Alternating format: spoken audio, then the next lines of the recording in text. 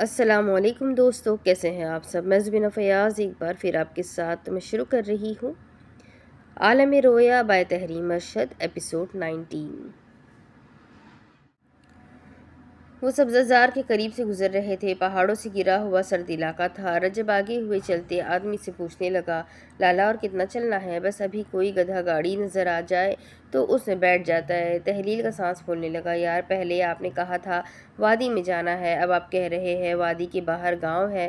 وہ چلتے ہوئے اسے بتانے لگا، بھائی ہمارا خاندان کی لڑکا نے شیخ کی بیٹی سے بیاہ کیا ہے، اب ہم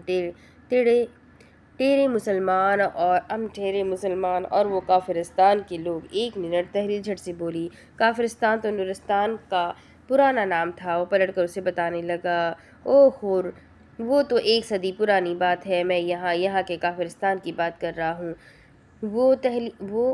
تحلیل مزید الجھ گئی۔ اب لڑکی مسلمان ہوا تو سارے قبیلے نے اسلام قبول کیا، مگر دوسرے قبیلے کا لوگ شیخ سردار کے خلاف ہو گیا، اس لیے قصب کو قبیلہ چھوڑنا پڑا۔ وہ اسی کے انداز میں پوچھنے لگی، تو لالا تمہارے خاندان کا لڑکا اور شیخ کا بیٹی ملا کیسے؟ رجب نے منہ کا زاویہ بگاڑ کر اسے دیکھا، متے نہیں ماری گئی، یہ کیسی اردو بول رہی ہو؟ تحلیل نے اسے ہاتھ دکھایا، یہ اپنائیت جتانے کا انداز ہے۔ رجب نے بے نیازی سے دیدے گھمائے۔ وہ آدمی انہیں چلتے ہوئے بتاتے رہا تھا، بہن ہمارے علاقے کا لڑکا لڑکی پڑھائی کا بہت ہی شوقین ہوتا ہے۔ تحلیل نے رجب کو دیکھتے ہوئے چٹکی بجائی، اپنے الفاظ واپس لو اور کہو، اس کا دور دور تک کوئی تعلق طالبان سے نہیں ہے۔ پشاور میں ملاقات ہوئی، لڑکا استاد تھا، لڑکی شاگرد۔ تحلیل مسکرائی، اچھا تو کیا تم لوگوں میں محبت کی شادیاں معیوب نہیں سمجھی جاتی؟ اس نے ہوا میں ہاتھ ہلایا، نا ایسا کچھ نہیں، باڑہ قبیلے میں لڑکیاں شادی کرتا ہے مرضی سے۔ وہ خوشگواری سے کہنے لگی، واہ یہ تو بڑا نیک کام ہوا، 2 محبت کرنے والوں کی وجہ سے پورا قبیلہ مسلمان ہو گیا۔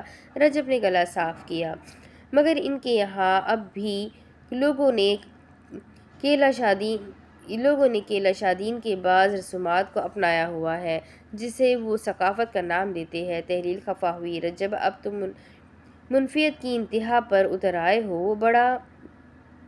وہ بڑبڑانے لگا، پتہ نہیں یہ کیا ماجرا ہے، کون شخاندے کا ہے، کون قبیلے کا، صبح سے ہمیں گاؤں، وادی اور چترال کا کہہ کر گھمایا اور اب کچھ اور کہہ رہا ہے۔ اس نے سر کھجاتے ہوئے تحلیل سے پوچھا، تمہیں یہاں ڈر نہیں لگ رہا؟ اس نے کندھے اچکائے، ڈر کیوں لگے گا؟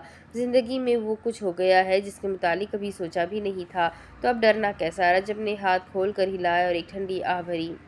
میرا خیال ہے ہم نوجوان نسل نے بھاری فلموں میں مفرور محبت کی کہانیاں دیکھ کر خود کو کہیں نہ کہیں ذہنی طور پر اس سب کے لیے تیار کر لیا ہے، تبھی ہماری عوام کے پاس عشق اور معشوقی کے سوا کوئی موضوع ہی نہیں ہے۔ جناب، کوئی منشیات پر بات کی جائے، کوئی کرپٹ سسٹم کے متعلق آواز اٹھائی جائے، کوئی پولیس والوں کی کرپشن پر قلم اٹھائے، لیکن نہیں، ہمیں بس بھاگنا ہے تو ہم بھاگ آئے۔ پولیس سے بھی ہم کیا مدد لیتے؟ پولیس تو خود بددیانت لوگوں کے ساتھ ملی ہوئی ہے، لہٰذا ہمیں بھاگنا ہی تھا۔ رکو، چترالی زبان میں کہتے ہوئے گدھا گاڑی رکوا رہا تھا۔ تحلیل نے سکون کی ایک گہری سانس لی، شکر۔ وہ ان کو اشارہ کرتے ہوئے بلانے لگا، آ جاؤ۔ وہ دوڑ کر جانے لگی اور رجب اس کے پیچھے آیا۔ وہ گدھا گاڑی پر چڑھ کر بیٹھی اور وہ بھی چڑھ کر بیٹھنے لگا۔ اس نے ٹیک لگائی اور اپنا دوپٹہ درست کیا۔ ہائے اللہ، رجب نے اس سے پوچھا، کیا ہوا؟ وہ آنکھیں موندنے لگی، ان کے گاؤں میں تو ٹی وی بھی نہیں ہوگا۔ وہ آدمی اس سے کہنے لگا، اوہور وہاں بہت کام ہوتی ہے، تم کو وہاں ٹی وی کا وقت ہی نہیں ملے گا۔ وہ سنسان راستہ پیچھے چھوٹ رہا تھا۔ تحلیل خالی نظروں سے اس راستے کو دیکھ رہی تھی۔ رجب وہ تکان سے نڈھال تھا، جب میں نے قیامت سے قیامت تک دیکھی تھی، تب میں نے جوہی چاولہ کے کردار کی سخت مذمت کی تھی۔ مجھے گھر سے فرار ہونے والی لڑکیاں سخت ناپسند ہے۔ میں یہاں آ تو گئی ہوں، پر سوچ رہی ہوں جب واپس جاؤں گی تو سب کیسے ٹھیک ہوگا۔ اس پر غنود کی طاری ہونے لگی۔ وہ تھکی ہوئی نظروں سے خالی راستوں کو دیکھ رہی تھی۔ رجب فکرمندی سے گاہے بگاہے سے آگے پیچھے دیکھ رہا تھا۔ اس کی بے کلی پر وہ آدمی بولا، क्यों फिक्रमंद हो? उसने एकदम उसे देखा और बोला, लड़की है हमारे साथ। तहलील की आंखें मुकम्मल तौर पर बंद हो गई। गधा गाड़ी हिचकोले खाते हुए चल रही थी। बारहा उसकी आंख खुल रही थी, मगर अब हिल हिल कर जैसे उसे आदत सी हो गई थी। बदन थकन से चूर था और इसलिए नींद उस पर गलबा पा रही थी। वह आदमी उसे कहने लगा, फिक्र ना करो, इस इलाके में बहुत खूबसूरत लड़की है, यहाँ शहर वाला माहौल नहीं। जवाबन रज्जब ने सादगी से कहा, मेरे इलाके में सबसे खूबसूरत यही है, इसलिए मेरे लिए यही खूबसूरत है। किसी ख्याल से वो बोला, वैसे तुम्हारा नाम क्या है? माड़ा नाम पाजा। पाजा है? वो ज़रा मुस्कुराया। पाजा। कुछ देर बाद गाड़ी रुकी। पाजा गाड़ी से उतरने लगा। उतरो। आवाज़ पर तहलील की आंख खुली। उसने गर्दन मुड़कर रज्जब को देखा। इतनी जल्दी पहुंच गए? रज्जब गाड़ी से उतरने लगा। हाँ, बहुत ही जल्दी पहुंच गए। फजर का वक्त हो रहा है। वो ज़रा चौंकी और एहतियातन नीचे उतरी। जूतों में उसे गीली मिट्टी लगती हुई महसूस हुई। रजब ने एक नज़र घुमाकर गर्दोपेश का जायज़ा लिया तो उसे पहाड़ ही पहाड़ नजर आए। पाजा कबीले में दाखिल होने लगा। रजब ने तहलील से कहा, चलो इसके पीछे ही चलते हैं। वो उसका ताक़ुब करते हुए चलने लगे। पाजा इससे कह रहा था, लड़का तुम माड़े घर में रहोगे और खुर तुम शेख की बेटी के साथ रहोगी। बाकी तुम दोनों का मसला सुबह सुना जाएगा। वहाँ पहाड़ों में तराशे हुए लकड़ी के घर थे। पाजा एक घर के करीब आ रुका। तहलील ने फिक्रमंदी से रज्जब को देखा। वो खुद भी उसके लिए मुतफक्किर था। पाजा ने सीढ़ियाँ चढ़कर धीरे धीरे दरवाज़ा खटखटाया। वो नीचे खड़े सर उठाकर उसे देख रहे थे। चंद लम्हों बाद दरवाज़ा खुला। वो उस पार किसी से कैलाशी ज़बान में गुफ्तगू कर रहा था।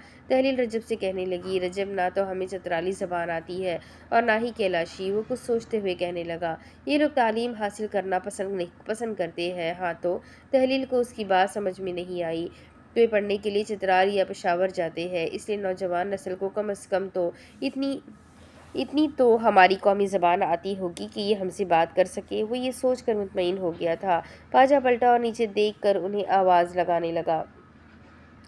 खुर वो आगे बढ़ी। हाँ लाला, आ जाओ ऊपर। वो उन्हें ऊपर आने का इशारा कर रहा था। उसने एक नज़र रजब को देखा, फिर सीढ़ियाँ चढ़कर ऊपर जाने लगी। वो जैसे ही ऊपर आई उसने दरवाजे की जानिब देखा। पाजा पीछे हटा। उसके सामने एक खूबसूरत दोशीज़ा कैलाश की रिवायती सूट में मलबूस खड़ी थी। उसके दुपट्टे से सेब लटक रहे थे। उसके नूरानी चेहरे पर इस कदर कशिश थी कि कोई उसके चेहरे को 3 सेकंड से ज़्यादा नहीं देख सकता था, और उसकी आंखें भूरे शहद से रंग की सी थी। आलम ये था कि कोई उन्हें देखता तो उसकी आंखें चुंधियाने लगती। पाजा उससे उसका तारुफ करवा रहा था। ये अप्सरा है, शेख का बेटी। ये सुबह तक तुम्हारा ख्याल रखेगा। तहरीर उसे देखते हुए आगे बढ़ी। ये वाकई अप्सरा है। उसने उसका इस्तकबाल करते हुए उसका हाथ थामा और पाजा को अलविदाई अंदाज में इशारा किए करके दरवाज़ा बंद करने लगी। उसने झट से उसे देखा। वो चहक कर बोली, तुम फरार होकर आया है? तहलील एक लम्हे के लिए कुछ कह नहीं सकी। वो उसका हाथ थाम कर उसे अपने कमरे की जानिब ले जाने लगी। वापस घर कब जाएगा? चाव माउस या चलीम चोस्ट पर? वो उसे कमरे में लेकर आई। उसने बगौर उसके कमरे का जायज़ा लिया। ना ही वो घर चीनी तर्ज के थे, ना ही पुख्तौन। वो सोचने लगी, लगता है कैलाशी कल्चर बाकी सब कल्चरों से मुनफरिद है। तुमको पता है? वो ज़मीन पर बैठने लगी। उसने हुनूस तहलील का हाथ पकड़ा हुआ था। मेरी उम्र का हर लड़की का शादी हो गया है। तुमको पता है, इन त्योहारों पर सब बड़े बड़े बुजुर्ग एक दूसरे को माफ़ कर देती है। तहलील ने नफ़ी में सर हिलाया। लेकिन हमारे वहाँ ऐसा नहीं होता, और ना ही त्योहारों पर लौट कर आने वाले दूल्हा दुल्हन का इस्तकबाल किया जाता है। मेरे माशरे में भागी हुई लड़की बदनाम हो जाती है और फिर उससे कोई आदमी शादी नहीं करता। बाबले लड़का भी भागे। हाँ, भले लड़का भी भागे। ये सुनकर अप्सरा हैरान रह गई। उसकी उर्दू सुनकर तहरील ने दिल में सोचा, इसको तो ठीक से उर्दू भी नहीं आती। वो एकदम से शर्मिंदा हो गई। माफ़ करना, मैं थोड़ा ज़्यादा ही खुश हो गया। नाम क्या है तुम्हारा? वो बताने लगी तहलील। उसने बात बदलने की सही की। अच्छा, तो तुम मुसलमान हो? वो बेइख्तियार बोली, अल्हम्दुलिल्लाह। तो तुम क्या करती हो? उसने सर झुकाकर सीने से बाजू लपेट लिया। कुछ नहीं करती, बेचने का सामान तैयार करती है। यकीनन वही सामान जो पाजा बेचता है। तो क्या तुम पढ़ती नहीं? उसने सर उठाया। दिल नहीं चाहता पढ़ने का। पहले पढ़ती थी, दिल टूटा है। उसने उससे बड़े प्यार से पूछा था। उसने मासूमियत से उसे देखते हुए सर हिलाया। हाँ। वो सादगी से उसे देख रही थी। कैसे टूटा? अप्सरा की आंखें नम होने लगी। वो काफिरिस्तान से बोलती है, दीन नहीं बदलेगी तो कबीला खिलाफ हो जाएगी। तहलील ने उससे पूछा, क्या तुम्हें इस्लाम कबूल करने का अफसोस है? وہ جھٹ سے بولی، ہرگز نہیں۔ اس نے اپنے آنسو پوچھے، اسلام نے تو ام کو حق دیے، ورنہ پہلے ہر ماہ 7 دن ام کو بخشالی میں رہنا پڑتی تھی۔ حیض کے ایام میں کیلاشی لڑکیوں کو ناپاک سمجھا جاتا ہے، اس لیے انہیں ایام حیض میں گھر سے دور رکھا جاتا تھا۔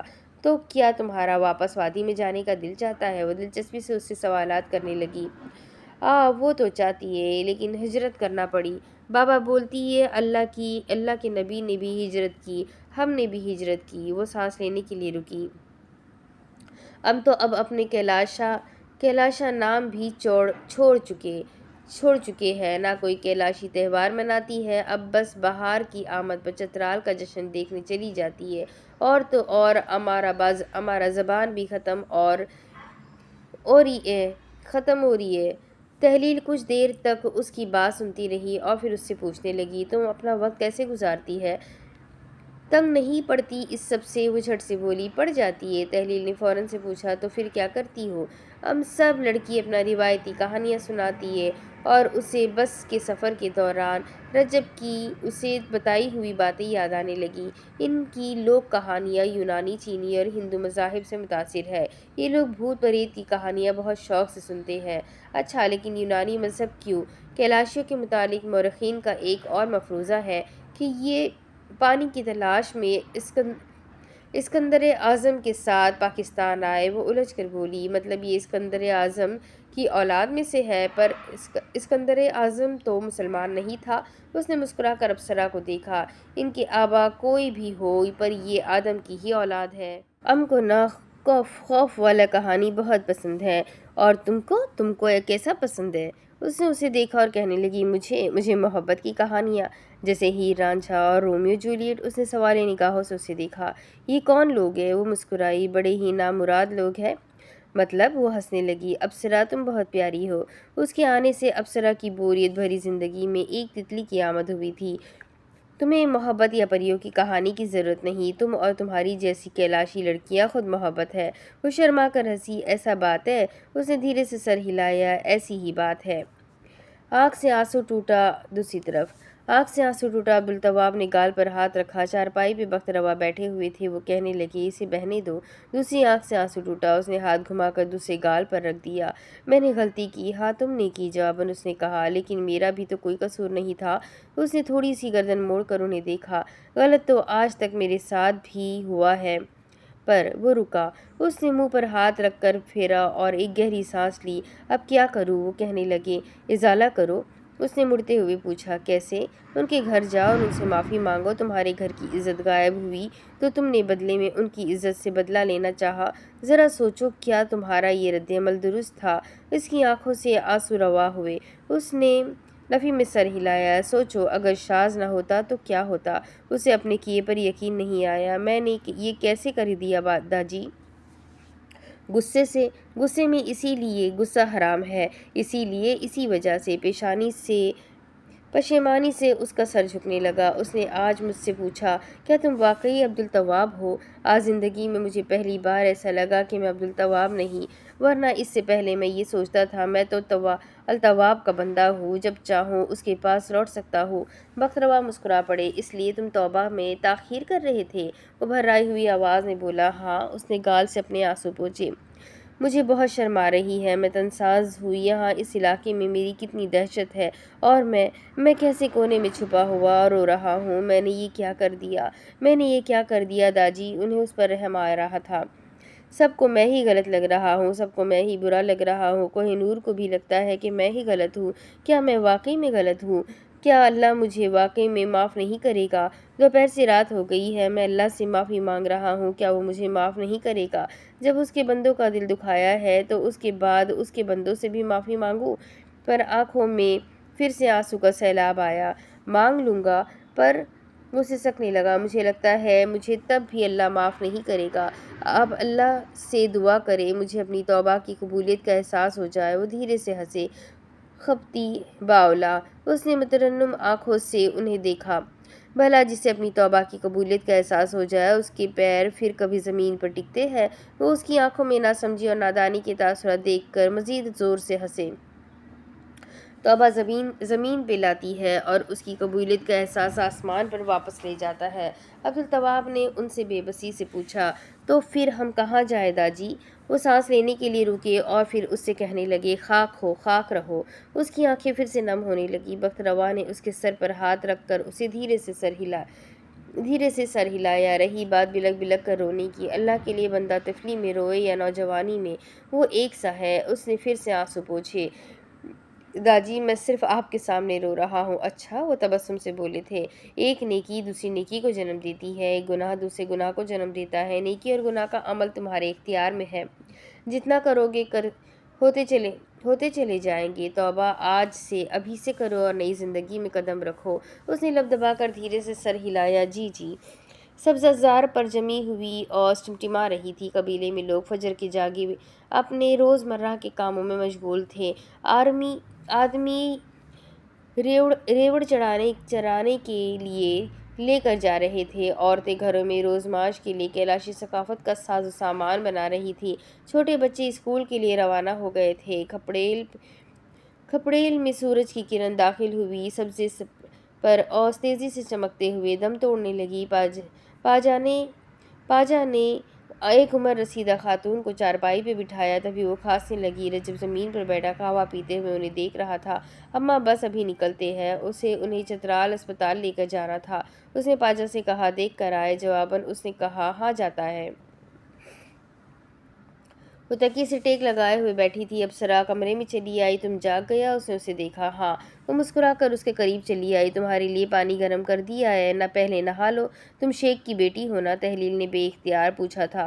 وہ حیران ہوئی۔ ہاں، پھر بھی کام کرتی ہو؟ ہاں تو؟ وہ مزید حیران ہوئی۔ شیخ کا بیٹی ہے تو مطلب کام نہیں کرے گا؟ اللہ کے نبی کا بیٹی بھی تو کام کرتا تھا۔ اس نے دھیرے سے سر ہلایا۔ ہاں، اور سوچنے لگی، بس ایک میں ہی نکمی ہوں۔ اس نے جھک کر پلنگ کے قریب رکھا ہوا صندوق کھولا۔ تہلیل نے سر پھیر کر اسے دیکھا۔ یہ صابن ہے۔ اس نے کاغذ میں لپٹا ہوا صابن اسے دکھایا۔ یہ باہر والے صابن سے اچھی صابن ہے، منہ پر بھی لگاؤ اور سر پر بھی۔ ام نے پھولوں کے تیل سے بنائی ہے۔ وہ بدقت مسکرائی۔ چند لمحے وہ خاموش رہی۔ ابصرہ اسے بغور دیکھ رہی تھی۔ اس نے پلکیں اٹھائی۔ تم شادی کرنے کا اتنا اشتیاق کیوں رکھتی ہو؟ میرا مطلب شوق کیوں ہے؟ وہ جھٹ سے بولی۔ کیونکہ مجھے بہت بے چینی ہوتا ہے، شادی کے بعد نہیں ہوگا۔ اسے ہنسی آئی۔ اچھا، مطلب مصروف ہو جاؤ گی؟ ہاں، اس نے سر ہلایا۔ وہ زور سے ہنس پڑی۔ ابصرہ کے ماتھے پر شکنیں ابھرنے لگی۔ ابصرہ، ایسا نہیں ہوتا، شادی کے بعد بھی بے چینی ہوتی ہے، مگر ہم اتنے مصروف ہو جاتے ہیں کہ ہمارے پاس اس بے چینی کو محسوس کرنے کا وقت ہی نہیں ہوتا۔ پہلے میں بھی تمہاری طرح بہت بے چین رہتی تھی، مگر 2 دن سے پرسکون ہوں۔ اگرچہ میں پریشانی میں ہوں، لیکن اب مجھے لگ رہا ہے میری پریشانی کی وجہ میرے شہر میں ہی رہ گئی ہے۔ کون؟ ابصرہ کی آنکھیں ذرا باہر آئی۔ تہلیل نے اس کی آنکھوں میں تجسس پایا تو بولی، کوئی ویسا ہی جو کافرستان میں ہے۔ میرے اللہ، وہ چوکی تو تم جس کے ساتھ آیا ہو وہ کون ہے؟ سب کچھ ابھی ہی جان لو گی؟ وہ یہ کہتے ہوئے پلنگ سے اٹھی۔ متجسس ابصرہ کہنے لگی، نہیں دیکھو بتا دو نا۔ نہیں دیکھو بتا دو نا۔ وہ پلٹی۔ کیا؟ وہ کون ہے؟ وہ، اس کے ہونٹ گول ہوئے، ایک ایسا اجنبی جس کے ساتھ میں نے سفر کیا مگر میں بے خوف رہی، جس کے ساتھ میں نے کھانا بانٹا مگر میرا شکم سیر رہا۔ ابصرہ، باہر سے کسی آدمی کی آواز سنائی دی۔ وہ خاموش ہو گئی۔ وہ کیلاشی زبان میں اسے کچھ کہہ رہا تھا۔ اس آدمی کی بات سن کر تہلیل سے کہنے لگی، تہلیل جلدی کرو، جلدی، بابا خیمے میں انتظار کر رہے ہیں۔ وہ ابصرہ کے ساتھ ایک خیمے میں داخل ہوئی۔ وہ سرتاپا کیلاشی رنگ میں رنگی ہوئی تھی۔ سامنے زمین پر سرمئی داڑھی والے بزرگ آدمی بیٹھے ہوئے تھے۔ فاصلے پر رجب پاجا کے ساتھ بیٹھا ہوا تھا۔ وہ سفید شلوار قمیض میں ملبوس تھا۔ ایک نظر اس نے اسے دیکھا اور پھر نظریں جھکا لی۔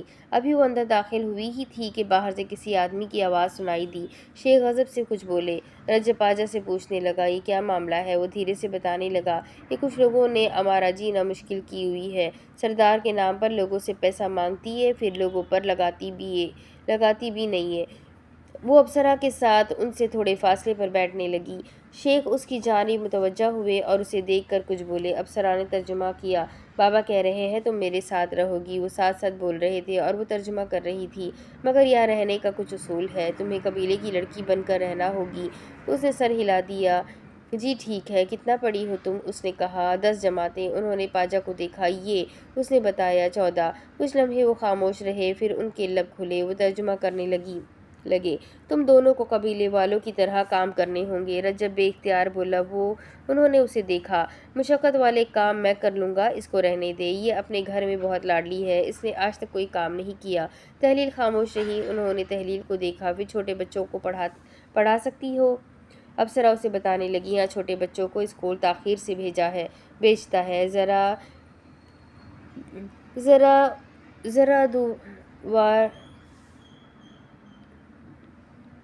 ذرا دور ہے نا، تم ان کو پڑھائے گی؟ اس نے دھیرے سے سر ہلا دیا۔ رجب اور وہ کہنا چاہتے تھے کہ وہ صرف چند روز کے لیے یہاں آئے ہیں، مگر شیخ کا جاہ و جلال اور رعب اس قدر تھا کہ وہ کچھ بول نہیں سکے۔ انہوں نے ہاتھ ملے۔ یہ تو طے ہو گیا۔ وہ ٹھہرے اور پھر انہیں دیکھ کر کہنے لگے، اب تم دونوں کیا چاہتے ہو؟ ان دونوں نے سر اٹھا کر انہیں دیکھا۔ بہت جلد قبیلے والے تم دونوں کے متعلق مجھ سے پوچھیں گے۔ ہم تم دونوں کو اللہ کے حکم سے اپنی امان میں لے رہے ہیں، مگر یہ قبیلہ اور یہ گاؤں ہم نے اسلام کی بنیاد پر رکھا ہے۔ ہم یہاں کسی سرکش اور باغی کو آواز اٹھانے کا موقع نہیں دے سکتے۔ آج نہیں تو کل تم دونوں کے تعلق کے متعلق یہ گاؤں ہم سے پوچھے گا، اور مجھے خدشہ ہے کہیں یہ فیصلہ گاؤں والوں کو میرے خلاف کھڑا نہ کر دے۔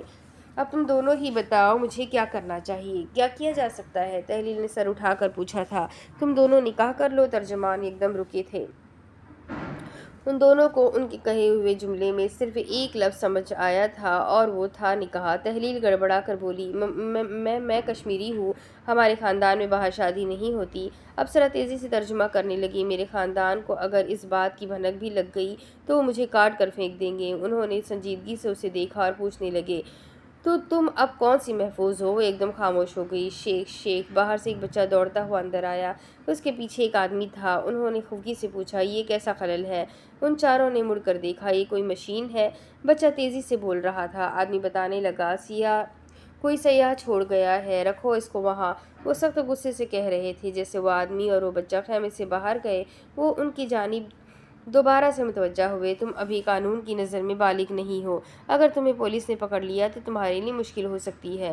شاید تمہارا کچھ نہ جائے، مگر اس لڑکے کی زندگی برباد ہو جائے گی، اور اس کا اس سب میں کوئی قصور نہیں ہے۔ نکاح ہوا ہوگا تو کوئی تمہارے کردار پر انگلی نہیں اٹھا سکتا۔ میں مجبور ہوں، اس سے زیادہ تمہاری کوئی مدد نہیں کر سکتا۔ رجب نے لب کھولے اور کہنے لگا، شیخ یہ میرے دوست کی امانت ہے، میں ایسا نہیں کر سکتا۔ وہ سر جھکائے بیٹھی تھی۔ تم دونوں کو ایک ساتھ رہنے کا کون کہہ رہا ہے؟ عقد کرو، نکاح عقد ہے، عقد کرو۔ اس لڑکی کی ذمہ داری اٹھاؤ۔ جب تم اس کی جگہ مشقت کرنے کو تیار ہو، اس کے نان نتکے کا خرچ اٹھانے کو تیار ہو، تو نکاح کرنے میں کیا حرج ہے؟ جواباً وہ کہنے لگا، آپ اس کو یہیں رکھیں، میں کہیں اور چلا جاتا ہوں۔ سر جھکائے بیٹھی دوشیزہ کی افغانی ماتھا پٹی جگمگائی۔ وہ دھیرے سے لب کھلے۔ شیخ مجھے قبول ہے۔ رجب نے کنکھیوں سے اسے دیکھا۔ اس کا چہرہ بے تاثر تھا۔ مجھے اس عقد سے کوئی مسئلہ نہیں ہے، آپ کروا دیں ہمارا نکاح۔ رجب نے لب دبا کر سر جھکا لیا۔ تحلیل بھولو مت، ہمیں واپس بھی جانا ہے۔ تحلیل نے اسے دیکھا اور دبے دبے غصے سے کہنے لگی، تم اگر کل مجھے میرے گھر جانے دیتے تو آج مجھے یہ فیصلہ نہ کرنا پڑتا۔ اب میں تمہاری جان خطرے میں نہیں ڈال سکتی۔ شیخ نے دھیرے سے سر ہلاتے ہوئے کہا، ٹھیک ہے۔ ابصرہ نے سرگوشی کی، شہر والے کا کیا ہوگا؟ پاجا سمم بکمن رجب کو دیکھ رہا تھا۔ تحلیل نے دھیرے سے جواب دیا، اسی کی وجہ سے یہ سب کر رہی ہوں۔ رجب کے کان میں ایک دکھی گیت سنائی دے رہا تھا۔ وہ اس سے زیر لب گنگنانے لگا، میں تم سے دھوپ جیسی زندگی کا وعدہ نہیں کرتا، میں تم سے مال و متاع، دولت اور زر کا وعدہ نہیں کرتا۔ اس نے اسے دیکھا۔ وہ ساکت بیٹھی تھی۔ اس کے چہرے پر کوئی تاثر نہیں تھا، دل میں کوئی احساس نہیں تھا۔ میں تم سے ایک آسان راستے کا وعدہ نہیں کرتا، وہ راستہ جو جوانی سے بڑھاپے کی جانب جائے۔ میں بس تم سے وعدہ کر سکتا ہوں کہ میں تمہارے ساتھ رہوں گا۔ اس نے پلکیں اٹھائی۔ گیت ہنوز چل رہا تھا، دکھ میں دکھ میں دکھ میں یشما۔ گلشن کی آواز صحن میں گونج رہی تھی، آج کے آج ہی اپنے باپ کو خط لکھ اور کہہ ہمیں اپنے پاس بلائے، کیونکہ اب ہمارا یہاں گزارا نہیں۔ فریدہ خانم ناگ بھوے چڑھا کر بولی، ہوں اسی طاق میں تھی یہ عورت۔ باہر کا دروازہ کھٹکا۔ گلشن نے جھٹکے جنگلے سے نیچے دیکھا، اے ملکہ اٹھ، دروازہ کھول۔ فریدہ خانم ذرا چونکی، ارے لیٹی ہوئی ہے وہ، جا کر تم کھول دو، پیر بھاری ہے اس کا، آرام کرنے دو اسے، اماں کھول رہی ہوں۔ نیچے سے انہیں ملکہ کی آواز سنائی دی۔ فریدہ خانم غمگین ہوئی، ہائے رجب کتھے ہے تو میرا بچہ؟ انہوں نے ایک سرد آہ بھری۔ جب میرا بچہ یہاں ہوتا تھا تو کسی کی جرت نہیں پڑتی تھی کہ کوئی میرے سامنے منہ بھی کھولے۔ دروازہ پھر سے کھٹکا۔ ملکہ دوپٹہ درست کرتے ہوئے گیٹ کے قریب گئی۔ اس نے دروازہ کھولا تو وہ سامنے عبدالتواب کو دیکھ کر سانس نہیں لے سکی۔ وہ جھٹ سے بولا، میری بات سن لو۔ اس نے اس کے آگے ہاتھ جوڑ لیے۔ ملکہ کا دل تو چاہا تھا کہ اسی وقت اس کے منہ پر دروازہ بند کر دے۔ کوہ نور اپنے گھر سے کمر پر بستہ پہنے ہوئے باہر نکلی۔ بے اختیار اس کی نظر سامنے گئی۔ وہ عبدالتواب کو دیکھ کر حیرت سے آگے چلی آئی۔ تابا، میں یہاں معافی مانگنے آیا ہوں۔ ملکہ نے غصے سے دانت پیسے۔ میں جانتا ہوں میں نے جو کیا وہ مجھے نہیں کرنا چاہیے تھا، مگر میں غصے میں تھا۔ اگر تمہارے شوہر نے تمہیں طلاق دے دی ہے تو میں تمہارا خرچہ اٹھاؤں گا۔ اپنا حرام مال اپنے پاس رکھو۔ وہ اس پر برس پڑی۔ مجھے تمہارے حرام مال کی کوئی ضرورت نہیں ہے۔ تم نے میرے بھائی کا بدلہ میرے باپ سے لے لیا ہے، اب دفع ہو جاؤ یہاں سے۔ وہ تعصب سے کہنے لگا، مجھے معاف کر دو، میں پریشان تھا۔ تم ایک منٹ۔ کوہ نور عقب سے چلی آئی۔ عبدالتواب پلٹا۔ ملکہ باجی۔ اس نے کمر پر ہاتھ رکھ لیا۔ بھائی مانا جو ہوا غلط ہوا، پر رجب نے کون سی کوئی ٹھیک حرکت کی ہے؟ جن کی بیٹی غائب ہوئی ہے وہ تو سب پر ہی شک کریں گے۔ پولیس صرف آپ کے گھر کی ہی تلاشی کر کے نہیں گئی بلکہ سارے محلے کی تلاشی کر کے گئی ہے۔ ملکہ طیش میں آئی۔ تم اس لڑکے کے لیے ایک منٹ باجی۔ اس نے انگلی اٹھائی۔ عبدالتواب حیرت سے اسے دیکھ رہا تھا۔ اپنے شوہر کا ملبہ یہاں مت گرانا۔ وہ تمہیں پہلے بھی کتنی بار طلاق دے چکا ہے۔ اس نے تمہیں ویسے بھی چھوڑنا تھا، بس موقع کی تلاش میں تھا۔ اور ابھی کون سا اس نے تمہیں چھوڑ دیا ہے جو وقت سے پہلے اتنے بڑے بڑے بول رہی ہو؟ وہ کوہ نور کی زبان درازی پر ہکا بکا رہ گئی تھی۔ کوہ نور، تم مجھ سے زبان لڑا رہی ہو؟ اس نے ترکی بترکی جواب دیا۔ ہاں تو؟ دوسروں پر انگلی اٹھانے سے پہلے اپنا دامن تو دیکھ لو۔ اس وقت تم لوگوں کا لڑکا مفرور ہے، اپنی جان کے لالے پڑے ہوئے ہیں، مگر بدتمیزی سے پھر بھی گریز نہیں کر رہے۔ ایک یہ معافی مانگ رہا ہے اور الٹا تم اسی سے بدتمیزی کر رہی ہو۔ اس کی آنکھیں بھیگنے لگی اور اس نے زور سے اس کے منہ پر دروازہ بند کر دیا۔ عبدالتواب نے آنکھیں میچ کر کھولی اور کوہ نور گلا پھاڑ کر چلائی، اللہ کا شکر ہے کہ مجھے اس نے تم لوگوں سے بچا لیا۔ غلط بات کر رہی ہو، عبدالتواب جھٹ سے بولا تھا۔ وہ گہری گہری سانس لیتے ہوئے پلٹ کر جانے لگی۔ وہ فوراً سے اس کا تعاقب کرنے لگا۔ کالج جا رہی ہو؟ اس نے اسے دیکھا اور بڑے موڈ سے بولی، نہیں، ناچنے۔ عبدالتواب نے اسے کھینچ کر تھپڑ لگانے کا اشارہ کیا۔ کچھ بھی اول فول نہیں بکتے۔ اس نے موضوع تبدیل کرتے ہوئے پوچھا، کیسے جا رہی ہو؟ اس نے ہوا میں انگلیاں چلائی۔ پاپیادہ جناب، گاڑیوں میں گھومنے والے دن اب گئے۔ اور کسی لڑکے نے پریشان کیا تو؟ کوہ نور جوش میں آئی، تو میں اس کا سر، ناک، دانت، بازو اور ٹانگیں سب توڑ دوں گی۔ اس نے رفتار بڑھائی تو اس نے بھی بڑھا لی۔ اچھا، شام میں گھر چکر لگانا۔ نیلوفر چچی کے پاس بیٹھنا، بہت اداس رہتی ہے، کچھ کھاتی پیتی بھی نہیں ہے۔ اس نے دیدے گھما کر اسے دیکھا اور بھویں اٹھایا۔ کیا تم ایک اچھی انسان بننے کی کوشش کر رہے ہو؟ ہاں۔ اس نے سر ہلایا۔ بھتہ لینا بھی چھوڑ دو گے؟ ہاں، لیکن کچھ لوگوں سے لیتا رہوں گا۔ کن سے؟ جنہوں نے میری افیون کے پیسے نہیں دیے۔ وہ افسوس کرنے لگی۔ اچھا انسان بننے کا مطلب ہے سب کچھ چھوڑنا، سب کچھ۔ عبدالتواب نے اس کی بات کو نظر انداز کیا۔ اب وہ پوچھنے لگی، جو محلے والے بھاگ گئے ہیں ان کا کیا ہوگا؟ وہ آستینے چڑھانے لگا، جب حالات کے متعلق سنیں گے تو خود بخود واپس آ جائیں گے۔ وہ پے در پہ سوال کرنے لگی، اور تحلیل کا کیا بنا؟ 3 لاکھ انعام کے ساتھ اشتہار دیا ہے۔ وہ رکی۔ اس نے ایک گہری سانس لی۔ عبدالتواب بھی رک گیا۔ میں شام میں آ جاؤں گی، لیکن میرے بھائی کو اس متعلق کچھ پتہ نہ چلے۔ اس نے سر ہلا دیا۔ ٹھیک ہے۔ وہ آگے بڑھی۔ اس نے اسے پکارا، سنو؟ وہ مڑ کر بولی، ہاں۔ کوئی لڑکا تنگ کرے تو مجھے بتانا۔ وہ مسکرائی۔ اس نے اپنا دایاں بازو تھام کر اسے تھپ تھپایا۔ اس کی نوبت ہی نہیں آئے گی۔ اس نے مسکراتی ہوئی آنکھوں سے ایک نظر اس کے بے تاثر چہرے کو دیکھا اور پھر جانے کے لیے پلٹ گئی۔ شاز نے کان سے ریسیور لگایا۔ حاجرہ کو کمرے سے باہر آتے ہوئے دیکھا۔ اس کے ہاتھ میں فائلز تھی۔ نظر رکھو، جب تک وہ واپس نہیں آتا وہیں رہنا۔ اس پار سے کچھ سنتے ہوئے وہ بولا، اس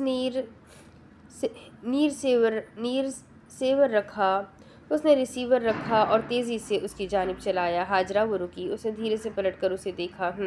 وہ یہاں سے سیدھا پشاور گئے ہیں۔ پشاور میں کہاں؟ اس نے بھویں اٹھایا۔ وہ لڑکا اکثر کام کے سلسلے میں پشاور باڑہ بازار جایا کرتا تھا۔ وہ بغور اسے دیکھتے ہوئے آگے چلی آئی۔ یہ تمہیں کس نے بتایا ہے؟ اس نے سادگی سے کہا، معلومات کروائی ہے۔ اس نے ایک طرف گردن گرائی۔ کس سے معلومات کروائی ہے؟ ویسے میرے سورس کے مطابق उस लड़के की रूटीन दुकान से घर और घर से दुकान थी। दोस्त उसका कोई है नहीं। तो फिर तुमने किससे मालूमात करवाई? वो खफा हो गया। क्या मतलब किससे करवाई है? मेरे इतने ज़राए हैं, पता लगवाना था लगवा लिया, अब कहीं से भी पता करवाया है। वो सांस लेने के लिए रुका। खैर अहम बात तो बताई ही नहीं। कल उन दोनों को एक दुकानदार ने पाजा नाम के शख्स के साथ देखा था। अच्छा, और वो पाजा कौन है? दुकानदार है, बाड़ा बाजार में उसकी दुकान है। अच्छा, उसने कुछ सोचते हुए सर हिलाया। पाजा अपने गांव गया हुआ है, अब जब वो वापस आएगा तभी बाकी बात का पता चलेगा। वो सर हिलाते हुए पलटी। सही सही। इन दिनों खला के केस नहीं ले रही। आवाज़ पर वो रुकी। उसने नज़र घुमाकर उसे देखा। शाज़, मुझे मर्दों के खिलाफ मुकदमे दायर करवाने का शौक़ नहीं है। वो सांस लेने के लिए रुकी और कहने लगी, मेरी तरह जब 1000 औरतें घर से बाहर निकलकर और दूसरी औरतों को उनके हुकूक दिलाते हुए मर्दों को घटिया नस्ल, जानवर और कुत्ते जैसे अलकाबात से पुकारती है तो मुझे बहुत हैरत होती है। आज अगर तुम बाहर निकलकर मर्द के शाना बशाना चल रही हो तो किसके दम पे चल रही हो? कभी तो तुम्हें एक मर्द ने ही सपोर्ट किया था। आज तुम दूसरी औरतों के लिए लड़ रही हो, मगर तुम्हारे बाहर निकलने से तुम्हारे घर के मर्द की गैरत मजरू नहीं होती, और शायद इसीलिए तुम जिंदा हो। तो फिर तुम हर मर्द को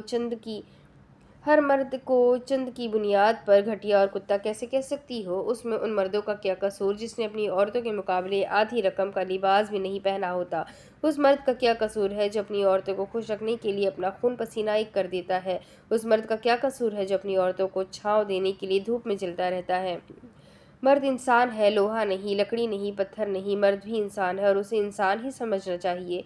आह, उसने मसनूई उदासी से कहा। आह, तुम्हारी ये तकरीर। उसने उसे देखा। ये सुनकर मेरी आंखों में आंसू आ गए। वो उसे बेतासुर निगाहों से देखते हुए आगे चली आई और वो उसे नज़रअंदाज करते हुए पलट कर जाने लगा।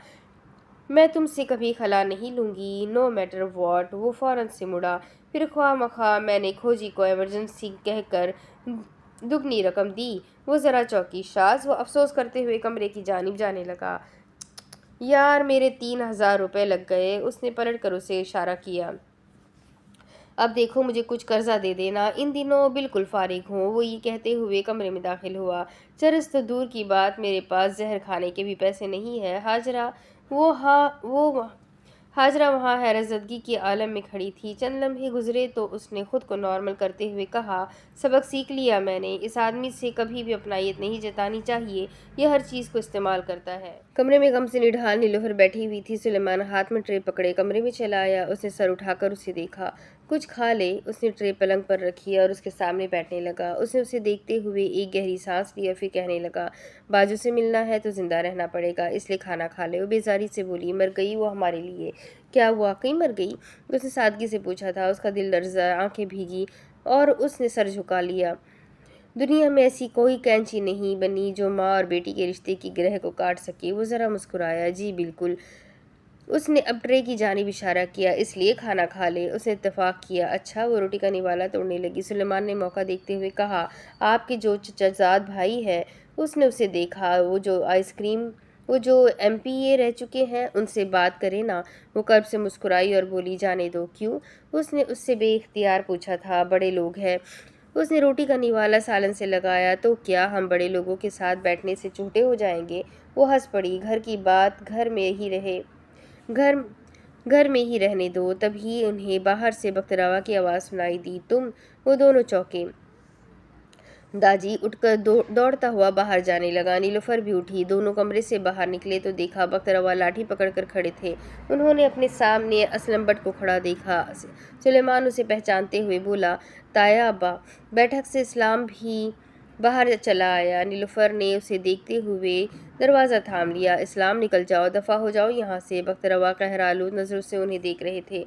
असलम आगे बढ़ा और बड़ी संजीदगी से उनसे कहने लगा, अब्बा मत कहो मुझे अब्बा।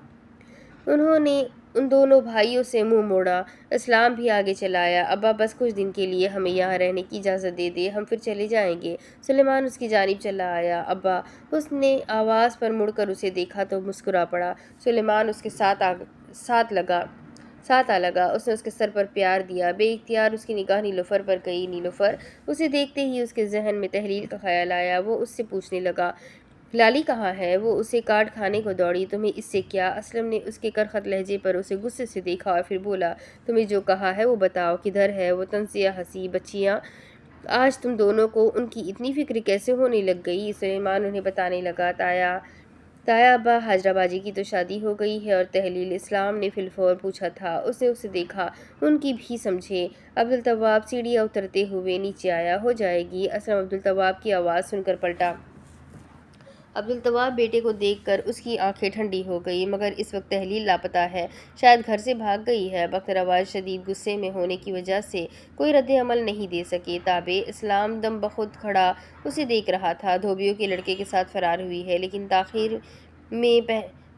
لیکن خیر میں پتہ لگوا لوں گا، آپ کو فکر کرنے کی ضرورت نہیں۔ وہ سادگی سے بتا کر جانے کے لیے مڑا، اب ہمیں آپ کی ضرورت نہیں، اور وہ تیزی سے بڑے بڑے ڈگ بھر کر باہر نکل گیا۔ کی جو زندہ میں دیوار سے ٹیک لگا کر بیٹھی ہوئی تھی، اس کے پیر خاک آلود تھے۔ تبھی باہر کا دروازہ کھلا۔ اس نے فوراً سے سر اٹھا کر دیکھا، ایک درمیانہ عمر کی عورت اندر جیل میں داخل ہوئی۔ اس نے اسے پہچاننے کی کوشش کی، افشا رانا۔ اس کی آواز پر اس نے چونک کر اسے دیکھا۔ وہ اسے سرد نگاہوں سے دیکھتے ہوئے آگے آئی۔ میں افشا رانا، بہترین رائٹرز میں سے ایک رائٹر۔ 25 سپر ہٹ اسکرپٹ لکھی ہے میں نے، 25۔ کیجو نے خوف سے سر جھکا لیا۔ اس کی ظاہری حالت اسے کچھ ٹھیک نہیں لگ رہی تھی۔ تم ڈر رہی ہو مجھ سے؟ وہ اس کے سامنے چلی آئی۔ میرے دیدار اور آٹوگراف کے لیے لوگ ترستے ہیں۔ کیجو نے سر تاپاک کپاتے ہوئے اسے دیکھا۔ کیا جرم ہے آپ کا؟ وہ اس کے سامنے بیٹھ گئی۔ کیجو اسے بغور دیکھنے لگی، شفاف نگاہوں سے اسے گھور گھور کر دیکھ رہی تھی۔ اسے اس سے بے تحاشا خوف آ رہا تھا۔ وہ ایک دم لب پھیلا کر مسکرائی۔ محبت؟ اس نے اپنا سر جھکاتے ہوئے اپنی ہتھیلیاں اٹھائی۔ وہ اسے اپنی ہتھیلیاں دکھانے لگی۔ مسکراتے مسکراتے اس کی آنکھیں نم ہو گئی۔ میں نے ان ہاتھوں سے اپنی محبت کا خون کیا ہے۔ وہ آنسوں سے ہنسنے لگی۔ اب وہ اپنے دونوں ہاتھ مل مل کر کہہ رہی تھی، خون کر دیا۔ وہ ایک دم قہقہا لگا کر ہنسی اور اس کے قریب جھکی، کی جو بے حس و حرکت بیٹھی ہوئی تھی۔ وہ واپس آیا تھا، اس نے معافی مانگی، مگر میں نے معاف نہیں کیا۔ اس نے خپتی کی طرح نفی میں سر ہلایا۔ نہیں کیا؟ ان آنکھوں میں ایک عجیب قسم کی دہشت اور صفاقی تھی، کی جو بڑی ہمت جٹا کر کہنے لگی، آپ کے لکھے افسانے قاتل اور مقتول میں بھی تو اختتام میں ایسا ہی کچھ ہوا تھا، ہے نا؟ وہ سر جھکا کر بیٹھی تھی۔ اس نے اسے دیکھ کر دھیرے دھیرے سر ہلایا۔ ہاں، ایسا ہی تھا، سب ایسا ہی تھا۔ اس نے سر اٹھایا۔ جب میں 18 برس کی تھی تب میں نے وہ افسانہ لکھا تھا، تب میں 18 برس کی تھی، اور اب 40 کچھ۔ وہ غضب سے آگے بڑھ کر چلائی، 42۔ وہ چیخ کر بولی، 42 سال کی ہوں۔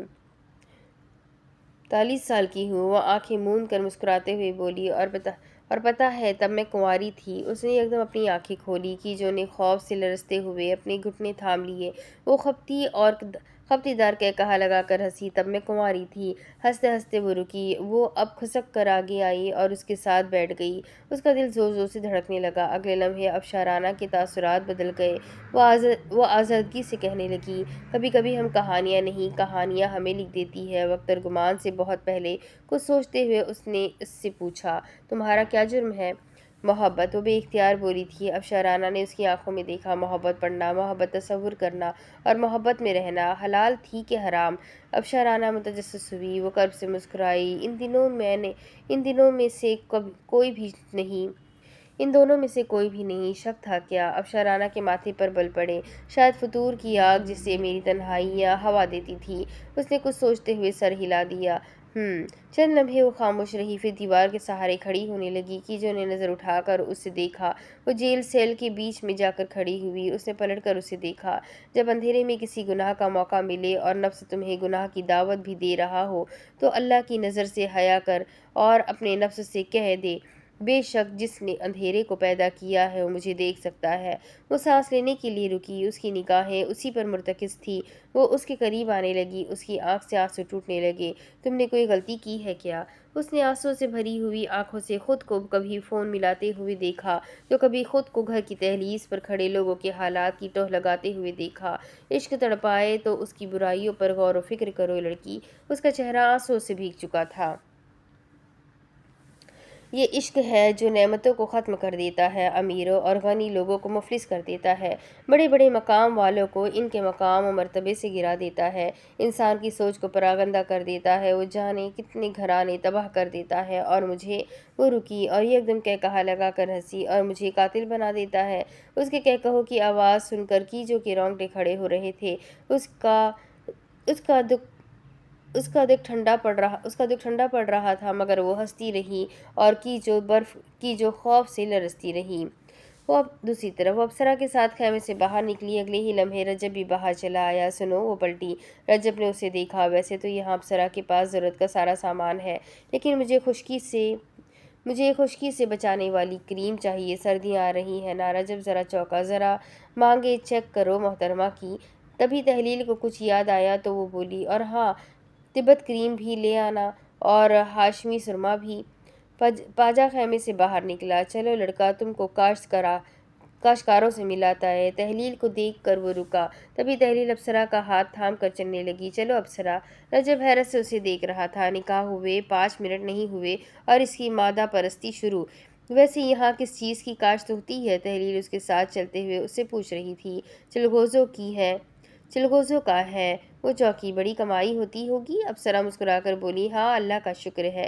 راستے میں لڑکیاں گڑھے سر پہ رکھے ہوئے قطار میں چل رہی تھی۔ انہیں دیکھتے اپسرا اسے کہنے لگی، کل سے تو تم پاٹھ شالہ جاؤ گی، لیکن لڑکی کام بہت ہوتی ہے، اس لیے تم کو میرا ہاتھ بٹانا ہوگی۔ اس نے بدقت مسکراتے ہوئے سر ہلایا۔ اچھا، اپسرا اسے کہنے لگی، اگر تمہارا شادی سمجھوتا نہ ہوتی تو اس شادی کا خوب جشن مناتی۔ وہ سر جھکا کر چلنے لگی، مگر سمجھوتا ہی ہے۔ رجب اور میں بہت الگ ہے۔ دوسری بات، اس نے سر اٹھایا، میرے شہر میں میری ایک سہیلی ہے جو رجب کو بہت پسند کرتی ہے، میں اس کا دل نہیں توڑ سکتی۔ اچھا، وہ چہک کر بولی، تو وہ تمہارے شہر والا اور وہ تمہاری سہیلی ساتھ ہو جاؤ اور تم اور رجب ساتھ ہو جاؤ۔ وہ ذرا چونکی اور پھر اسے دیکھ کر ہنس پڑی۔ اپسرا ناراضی سے بولی، میں نے ایسا کیا بولا؟ وہ کہا لگا کر ہنستے ہوئے چلنے لگی۔ ایسا نہیں ہوتا۔ آگے سے اپسرا کہنے لگی، جو بھی بولو، لڑکا تو اچھا ہے۔ تحلیل نے تائید کی، ہاں واقعی بہت اچھا ہے اور بالکل ویسا ہے جیسا میں چاہتی ہوں۔ اپسرا نے جھٹ سے اس سے شریر انداز میں پوچھا، ذرا سوچو، تم کو اس سے محبت ہو گئی تو؟ تحلیل نے بیزاری سے دیدے گھمائے۔ اللہ نہ کرے۔ وہ بات بدلنے کی صحیح کرنے لگی، اچھا یہ بتاؤ، تم سامان میں کیا بنا لیتی ہو؟ میں کیلاشی ٹوپی، کیلاشی لباس، پنکھا، چترالی انگوٹھی اور ٹوپیاں، چاندی کا ہار اور لکڑی کا کیلاشی کڑا۔ وہ لمحے بھر کے لیے رکی اور پھر اسے دیکھتے ہوئے چلنے لگی۔ یہ تو بہت محنت کے کام ہے۔ اس نے اتفاق کیا، ہے تو، پر ام کو اچھا لگتا ہے۔ تحلیل کہنے لگی، اپسرا تمہیں نہیں لگتا تمہیں اپنی تعلیم جاری رکھنی چاہیے؟